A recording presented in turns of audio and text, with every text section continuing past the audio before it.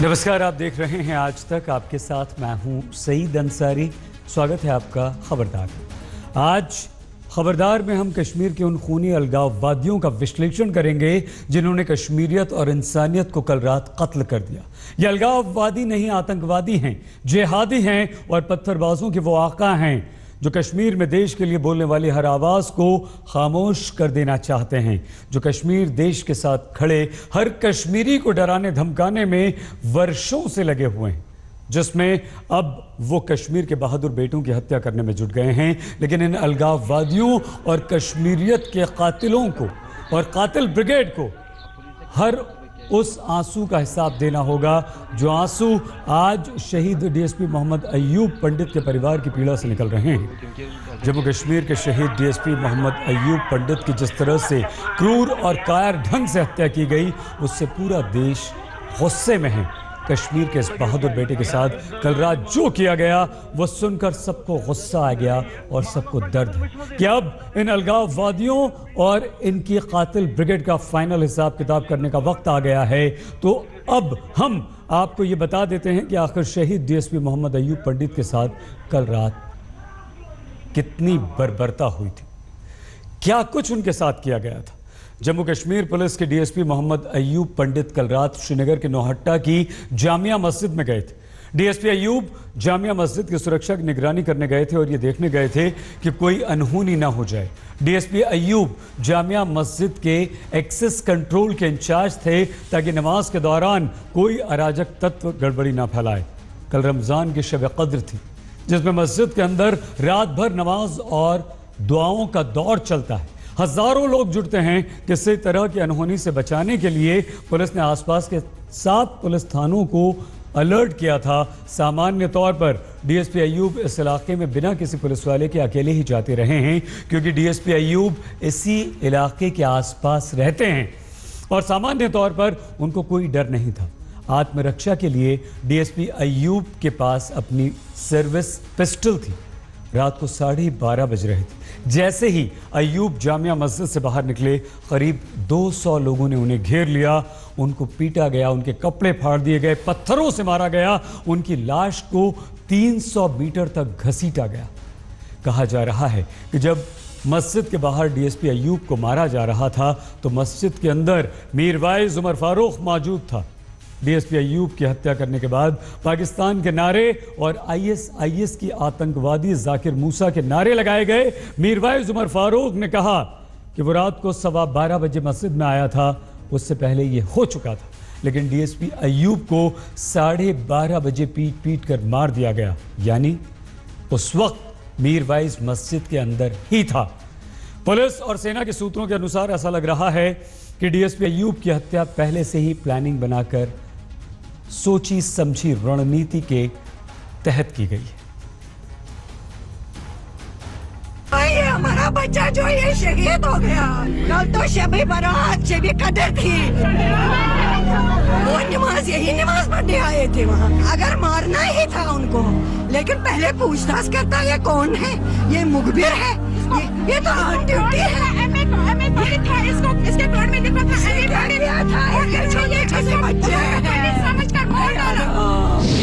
कश्मीरियत के कातिल अलगाववादियों का हिसाब कब हो?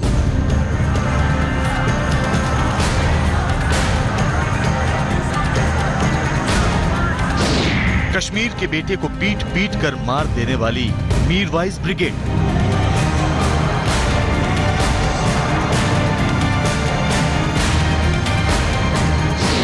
क्रूर कायर कातिल अलगाववादियों से शहीद अयूब का बदला।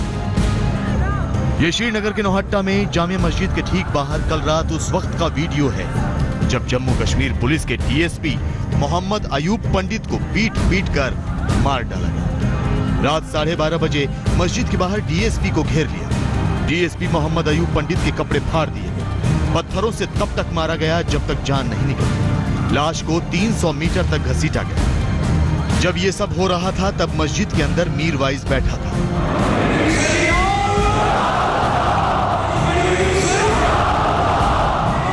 मीरवाइज उमर फारूक जैसों का हिसाब तो अब होना ही चाहिए, जिसकी क्रूर कायर कातिल और आतंकी ब्रिगेड ने जम्मू कश्मीर के एक और बेटे की जान, जो बेटा देश के साथ खड़ा था, तिरंगे के साथ खड़ा था।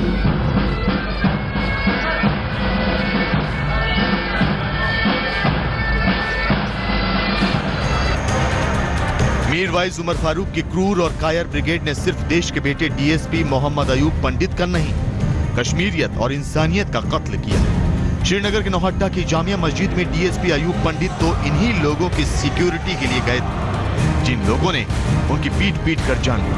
अंदर मीरवाइज प्रवचन दे रहा था, बाहर को पीट पीट कर मारा जा। ये हमारा भाई जो है, ये हमारा बच्चा जो ये शहीद हो गया। कल तो शबी बारात, शबी कदर थी, वो नमाज, यही नमाज पढ़ने आए थे वहाँ। अगर मारना ही था उनको, लेकिन पहले पूछताछ करता है ये कौन है, ये मुखबिर है, ये तो ऑन ड्यूटी है। था इसको, इसके कार्ड में लिखा था, छोटे छोटे बच्चे हमारे ऊपर बादल पड़ गए। डीएसपी मोहम्मद अयूब पंडित की ड्यूटी इसीलिए लगी थी कि वो जामिया मस्जिद में शबे कद्र को रात भर होने वाली नमाज के दौरान किसी अनहोनी से बचा सके। उनकी सुरक्षा में लगे पुलिस वालों को उन्होंने भेज दिया था। आत्मरक्षा के लिए डीएसपी अयूब के पास पिस्टल था। उन्हें कोई वैसा डर नहीं था, क्योंकि शहीद अयूब का घर भी इसी इलाके में था। लेकिन जिन लोगों की रक्षा के लिए वो गए थे, उन्हीं लोगों ने उनकी जान ली। मीरवाइज तो आते हैं वहाँ, लेकिन कल बहुत अहम दिन था।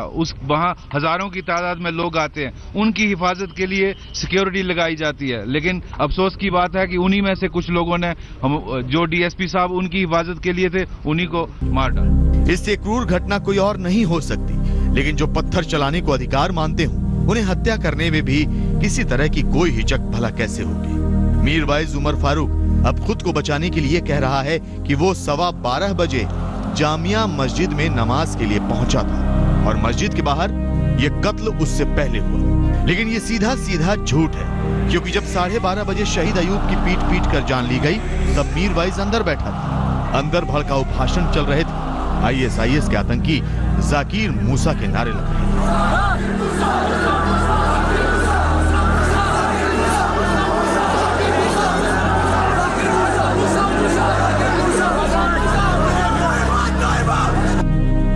शहीद डीएसपी मोहम्मद अयूब पंडित की जान लेने वालों का हिसाब होना चाहिए।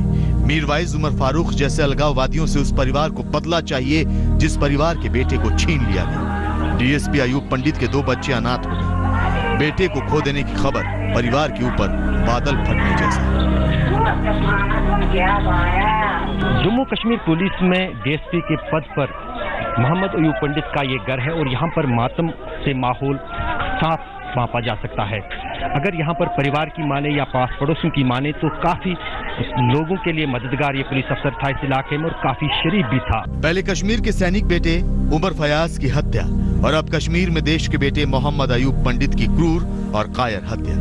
कश्मीर का जो बेटा भारत के लिए आवाज उठाता है, संविधान और तिरंगे के साथ खड़ा होता है, देश और कश्मीर के लोगों की रक्षा करता है, उसे ये अलगाववादी अपने तालिबानी तरीके से खामोश करते रहे।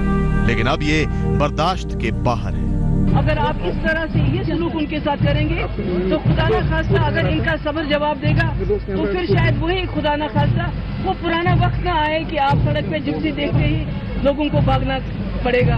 मेरी गुजारिश है लोगों से कि अभी भी वक्त है कि हमें संभलना चाहिए। शहीद अयूब पंडित की क्रूरता और कायरता से हत्या करने वाले मीरवाइज ब्रिगेड को बचकर निकलने नहीं देना होगा। देश के गुस्से और कश्मीर के उस परिवार के आंसुओं का बदला जरूरी है। अब कश्मीर में अलगाववादियों पर निर्णायक फैसले का वक्त आ चुका है। शुजाउल हक के साथ अशरफ पानी, श्रीनगर, आज तक। मीरवाइज उमर फारूक जो अपने बचाव में दलील दे रहा है, उसकी भी पोल हमने खोली है। जिहादियों और अलगाववादियों की हत्यारी भीड़ ने शहीद डीएसपी अयूब पंडित को क्यों घेरा, कैसे उनकी हत्या की, आइए सब कुछ हम आपको सिलसिलेवार ढंग से बताते हैं। शहीद डीएसपी अयूब पंडित की पीट पीट कर हत्या करने के पीछे कई सारी वजह बताई जा रही हैं, जिसमें एक वजह यह बताई गई कि वो सेल्फी ले रहे थे, इलाके का वीडियो बना रहे थे। लेकिन ये बात किसी के भी गले नहीं उतर सकती। शुरुआत में यह कहा गया कि डीएसपी ने अपने पिस्टल से फायरिंग की थी, जिसमें 3 लोग घायल हो गए थे, लेकिन यह भी झूठ था क्योंकि शहीद डीएसपी ने अपनी आत्मरक्षा में पिस्टल चलाई थी। फिर भी हत्यारों ने उन्हें पीट पीट कर मार डाला। कहा गया कि कुछ लोगों ने डीएसपी अयूब को पिस्टल देख ली और फिर डीएसपी अयूब को घेर कर पूछताछ करने लगे। डीएसपी अयूब ने अपना आई कार्ड दिखाया जिसमें MA पंडित यानी कि मोहम्मद अयूब पंडित लिखा था। शहीद डीएसपी के घर वालों के अनुसार पंडित नाम देखकर ही कश्मीरी पंडित होने के संदेह या शक में उनकी हत्या कर दी गई। यानी ये बात साफ है कि उन जिहादी और आतंकवादियों ने ही घेर कर डीएसपी अयूब की हत्या की, जो हत्या के बाद पाकिस्तान और ISIS के आतंकवादी जाकिर मूसा के नारे लगाने में जुटे हुए थे। और इससे पहले यही हत्यारे मस्जिद के अंदर भी थे, जहां मीरवाइज उमर फारूक शब कद्र पर नारे लगवा रहा था।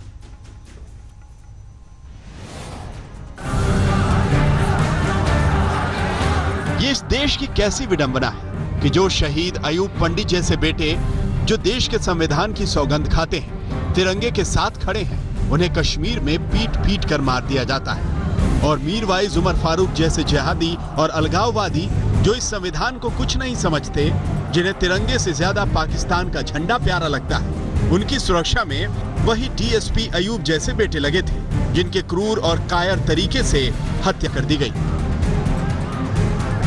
इन्होंने 8 रकात नमाज भी अदा की वहाँ सुनाने के बाद, जो अब हम सुन रहे हैं।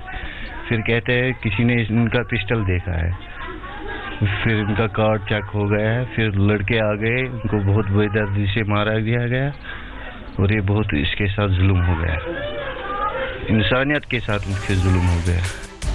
अयूब पंडित तो मीरवाइज उमर फारूक जैसे लोगों की सुरक्षा में लगे थे, जो श्रीनगर के नौहट्टा में शब कद्र की रात जामिया मस्जिद में इकट्ठा हुए थे। लेकिन अयूब पंडित को क्यों क्रूर तरीके से मार दिया गया?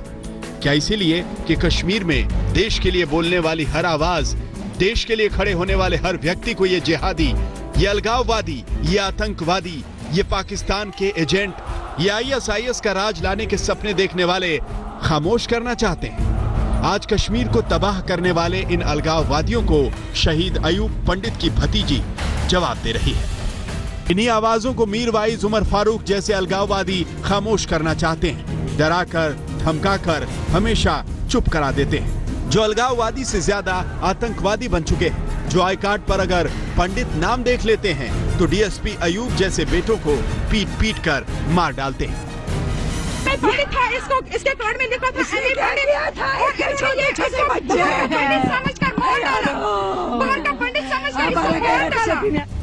कश्मीर को तबाह कर देने वाले ऐसे अलगाववादी, आतंकवादी, जिहादियों को किसी भी कीमत पर बर्दाश्त नहीं किया जाना चाहिए। कश्मीर के साथ इनके हर गुनाह का अब हिसाब होना चाहिए। शहीद अयूब जैसे बेटों का बलिदान और शहीद अयूब के बिलखते परिवार के आंसुओं की कीमत इनको चुकानी पड़ेगी। कल की घटना निश्चित ही हम लोगों के लिए दुखद है और इसमें से मुझे लगता नहीं कि पुलिस कार्रवाई करने में कुछ आगे पीछे करेगी, पूरी कार्रवाई होगी और दोबारा ऐसी घटना ना हो, इसका पूरा ध्यान रखना चाहिए, रखा जाएगा हमारी तरफ से भी। मैं ये कहूँगा कि मीरवाइज इसको कंडेम नहीं करेंगे तो उसको गिरफ्तार करो कि तुम इसके पीछे हो, तुम इनको प्रेरित किया होगा, क्योंकि ये सब आपके जय जयकार कर रहे हैं।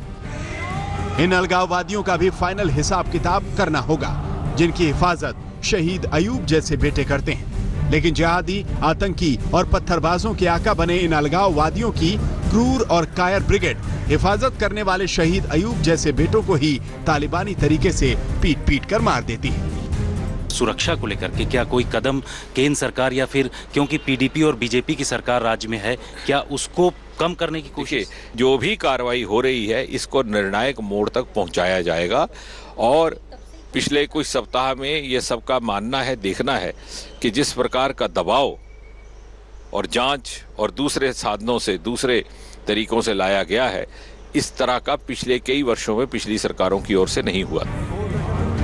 आज कश्मीर के लोगों को भी सोचना है, क्योंकि जिन अलगाववादियों से वो हमदर्दी जताते हैं, उन्हीं अलगाववादियों के लोग और उनकी खूनी ब्रिगेड शहीद अयूब जैसे बेटों की जान ले रही है, शहीद उमर फयाज जैसे बेटों की हत्या कर रही है, जो देश की सेना, जम्मू कश्मीर की पुलिस के लिए, देश और कश्मीर में अमन और शांति के लिए जान दे रहे हैं। श्रीनगर से शुजाउल हक और अशरफ वानी के साथ जितेंद्र सिंह, दिल्ली, आज तक।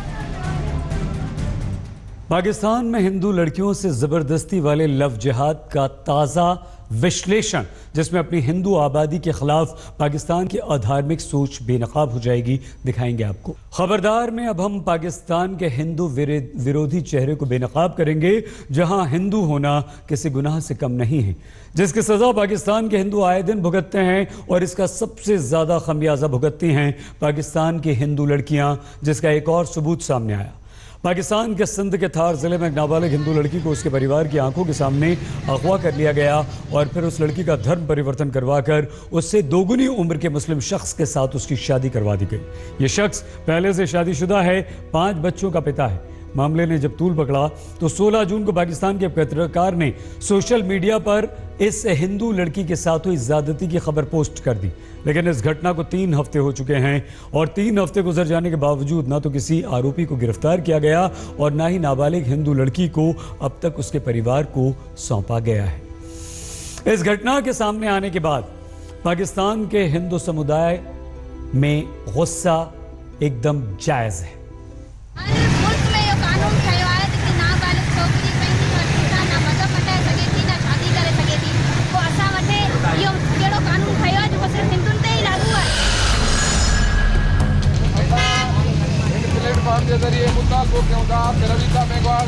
पाकिस्तान में कराची प्रेस क्लब के सामने प्रदर्शन करते ये लोग हिंदू लड़की रविता मेघवार को छुड़ाने की मांग कर रहे हैं, जिसका 6 जून को सिंध के थार जिले से अपहरण किया गया और फिर उसका जबरदस्ती धर्म परिवर्तन करवाया गया और फिर अपने से 20 साल बड़े शख्स से उसकी शादी करवा दी गई। पाकिस्तान में हिंदू लड़कियों को अगवा कर जबरदस्ती शादी करवाने का दस्तूर पुराना है और रविता इसकी सबसे ताजा मिसाल है। दूल्हा का जो साल पैदाइश है, जो अगवा करने वाला दूल्हा है, वो है 1980, यानी इस वक्त वो तकरीबन 37 साल का है। उस निकाह रजिस्टर में उसका कौमी शनाख्ती कार्ड का नंबर भी है, लेकिन दुल्हन की उम्र क्या है? निकाह नामे में लिखा है तकरीबन 18 साल तकरीबन, और जो मदरसे ने तब्दीली मजहब का तस्दीकी सर्टिफिकेट जारी किया है उसमें भी लिखा है तकरीबन 18 साल। रविता के परिवार ने उसका स्कूल सर्टिफिकेट पुलिस को दिया है, जिसमें रविता की डेट ऑफ बर्थ 14 जुलाई 2001 दर्ज है, लेकिन रविता के निकाहनामे और धर्म परिवर्तन के सर्टिफिकेट में रविता की उम्र लिखी है तकरीबन 18 साल। ऐसा नहीं है कि पाकिस्तान में लड़कियों को जबरन शादी से बचाने वाला कानून नहीं है, कानून है और बहुत सख्त भी है, बस कानून को मानने वाला समाज नहीं है। पाकिस्तान के सांसद और हिंदू काउंसिल के प्रमुख रमेश कुमार वकवानी कहते हैं कि पाकिस्तान में हिंदुओं की आवाज कोई नहीं सुनता। रविता के परिवार की गुहार भी कोई नहीं सुन रहा, न समाज न अदालत। 15 दिन तक बच्ची, इतने असर रसूख वाले बंदे होते हैं, 15 दिन तक बच्ची को गिरफ्तार नहीं किया जाता। 15 दिन के बाद बच्ची को कोर्ट में पेश किया जाता है तो कोर्ट के अंदर खुद जाके वो लड़का जो उसको भगा कर लेके जाता है, मदरसों की सरपरस्ती में कुछ हथियारबंद लोग होते हैं जो उसको लेके जाते हैं। जज साहब ये नहीं देखते हैं कि जो सर्टिफिकेट पेश किया जा रहा है निकाहनामे का, उसके अंदर उसी नॉन मुस्लिम कम्युनिटी को काफर और काफर के दोस्तों से इसको तहफ़्फ़ुज़ दिलाया जाती है और कोर्ट एज का तयन नहीं करती कि आया इस बच्ची की उम्र 18 साल है जिससे हम स्टेटमेंट ले रहे हैं। पाकिस्तान में रविता के साथ जो हुआ वो पाकिस्तान में हिंदू लड़कियों के साथ रोज हो रहा है और बहुसंख्यक समाज चुप्पी साध लेता है और पाकिस्तान की धार्मिक कट्टरपंथी ताकतें इसे मजहब की आड़ में अच्छे काम की तरह पेश करती हैं।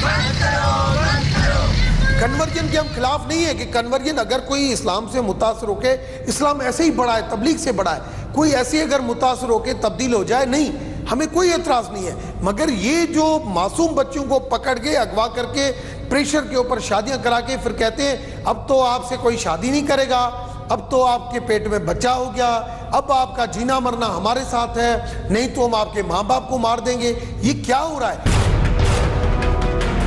पाकिस्तान में हिंदू लड़की रविता के साथ जो हुआ वो पूरी दुनिया के सामने आ गया, लेकिन रविता जैसी न मालूम कितनी हिंदू लड़कियों के साथ पाकिस्तान में धर्म के नाम पर अधर्म किया जाता है। इसके आंकड़े पाकिस्तान का सिस्टम नहीं रखता और पाकिस्तान के बहुसंख्यक समाज को इससे फर्क नहीं पड़ता।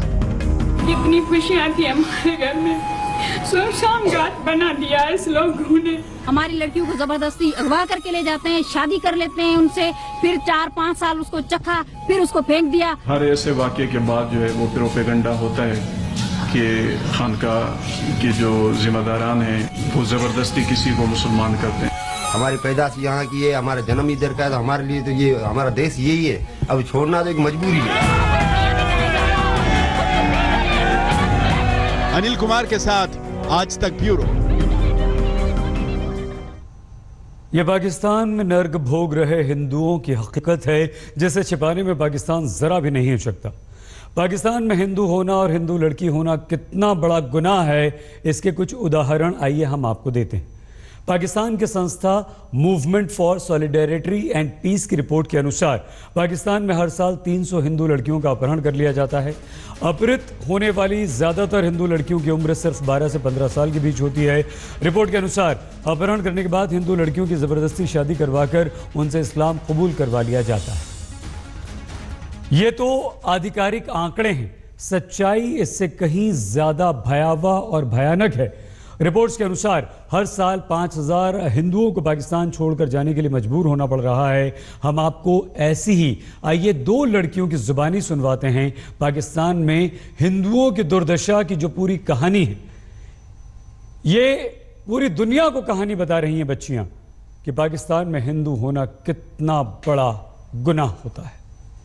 पर हर रोज 1 या 2 लड़की मुसलमान उठा कर ले जाते थे और इसे मुस्लिम में कन्वर्ट कर देते थे। कौन से शहर की बात बता रही हो आप? और पूरे पाकिस्तान में, मतलब पूरे पाकिस्तान में ये काम हो रहा है हिंदू के साथ। हिंदू का बच्चा या तो लड़का या चाहे कोई भी हो, वो स्कूल में पढ़ने के लिए भेजा जाता है, तो वहाँ अचानक सी मतलब तो बच्चों को भूख लग जाती है या प्यास लग जाता है, तो मुस्लिम के ग्लास को हाथ लगा देते हैं, तो वो फोड़ देते हैं और उसके पैसे लेते हैं और ये कहते हैं कि हिंदू ने इसको गिलास को हाथ लगा दिया, ये काफिरों का हो गया गिलास, ये पलीत हो गया, अभी इसमें कोई मुस्लिम का लड़का या बच्चा नहीं पानी पिएगा। और मतलब कि कोई भी हिंदू कहीं भी पूरे पाकिस्तान में कहीं भी जाता है तो उसे पहले पूछा जाता है आप कौन हो, वो कह नहीं देता है कि मैं हिंदू हूँ, तो उसे होटलों पे खाना नहीं खिलाने देते। खाना देते हैं तो फिर उसके हिंदुओं के अलग पार्ट होते हैं, वो भी बहुत गंदे और मैले। और कभी मतलब कि कोई बच्चा ठीक नहीं है या तो उसे कुछ हो जाता है, बुखार हो जाता है, हॉस्पिटल में जाते हैं, तो वहाँ उस बच्चे को उल्टी हो गई या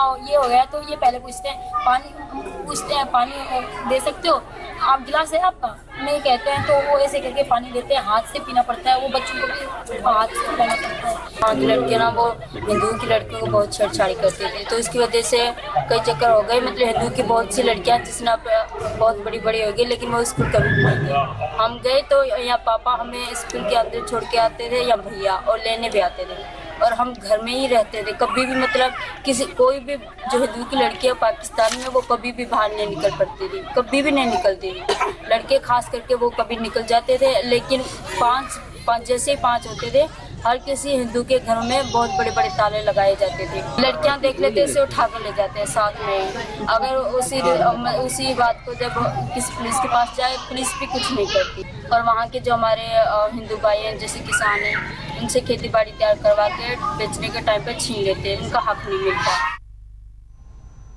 देखा आपने, पाकिस्तान में हिंदू होना किसी गुनाह से कम नहीं है और इस गुनाह की सज़ा पाकिस्तान के हिंदू हमेशा से भुगतते आए हैं।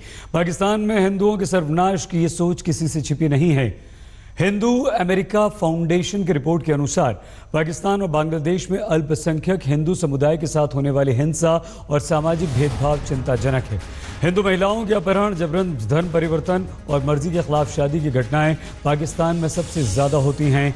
पाकिस्तान, अफगानिस्तान और बांग्लादेश में अल्पसंख्यक हिंदू समुदाय के साथ मानवाधिकार उल्लंघन की घटनाएं खतरनाक ढंग से बढ़ रही हैं।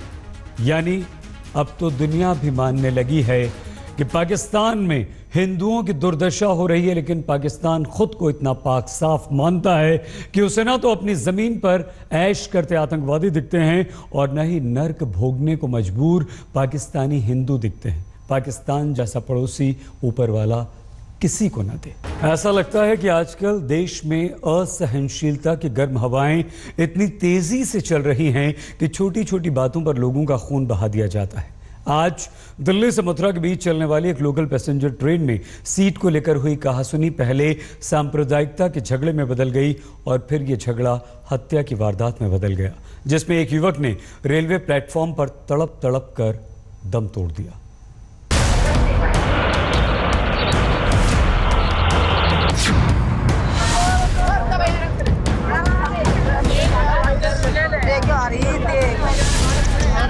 रेलवे प्लेटफॉर्म पर खून से लथपथ और दर्द से तड़पते इस युवक का नाम जुनैद है, जिसे सीट को लेकर हुए झगड़े में इतनी बुरी तरह पीटा गया और फिर चाकुओं से हमला कर इतनी बुरी तरह लहूलुहान कर दिया गया कि हम आपको दिखा भी नहीं सकते। बाद में जुनैद की मौत हो गई। घटना दिल्ली से मथुरा जा रही ट्रेन में हुई। हरियाणा के बल्लभगढ़ के रहने वाले 3 सगे भाई जुनैद, हाशिम और शाकिर अपने एक दोस्त के साथ दिल्ली से वापस अपने घर लौट रहे थे। रास्ते में कुछ लड़के ट्रेन में चढ़े। दोनों पक्षों में सीट को लेकर कहासुनी हुई। कहासुनी सांप्रदायिक छींटाकशी में तब्दील हुई और छींटाकशी खून खराबे में। सफर करके जाम मस्जिद घूमने गए थे, वापसी में तो हमें हमला हो गया। तो आज जब ट्रेन में घुस रहे थे तो धक्का मुक्की हुई। तो हमने कहा भाई धक्का मुक्की क्यों मार रहे? उन्होंने कहा हम तुम मूल ले हो, कटल ले हो। मेरे सर पर तो इस तरह हटाई उन्होंने और कुर्ता उतारने की कोशिश की। बल्लभगढ़ के पास असाउटी स्टेशन पर जुनैद को प्लेटफॉर्म से फेंककर आरोपी फरार हो गए। पुलिस ने मामला दर्ज तो कर लिया है, लेकिन अभी तक आरोपियों की पहचान नहीं हुई। कितने लोग थे जिन्होंने हमला किया? वो सर 3-4 लोग थे। वो बता रहे 3-4 लोग हैं, लेकिन एक ही आदमी ने तो क्या कोई गिरफ्तारी हुई है? नहीं सर, अभी कोई गिरफ्तारी नहीं हुई। आइडेंटिफिकेशन हुई है कौन है वो? कोई जांच हुई है, पता चला है कि कौन है? कोई पहचान हुई है? नहीं, अभी कोई पहचान नहीं हुई है। घटना की शुरुआत कैसे हुई और बात इतनी कैसे बढ़ गई, ये तो समझ में आता है, लेकिन एक बात समझ में नहीं आती कि जिस ट्रेन में एक युवक की चाकुओं से गोदकर हत्या कर दी गई, क्या उसमें सिर्फ पीड़ित और आरोपी ही सफर कर रहे थे? अगर ऐसा नहीं था तो किसी ने हमलावरों को रोका क्यों नहीं? किसी ने जुनैद को बचाया क्यों नहीं? फरीदाबाद से सचिन गौड़ और बल्लभगढ़ से चिराग गोठी के साथ तंसीम हैदर, दिल्ली, आज तक।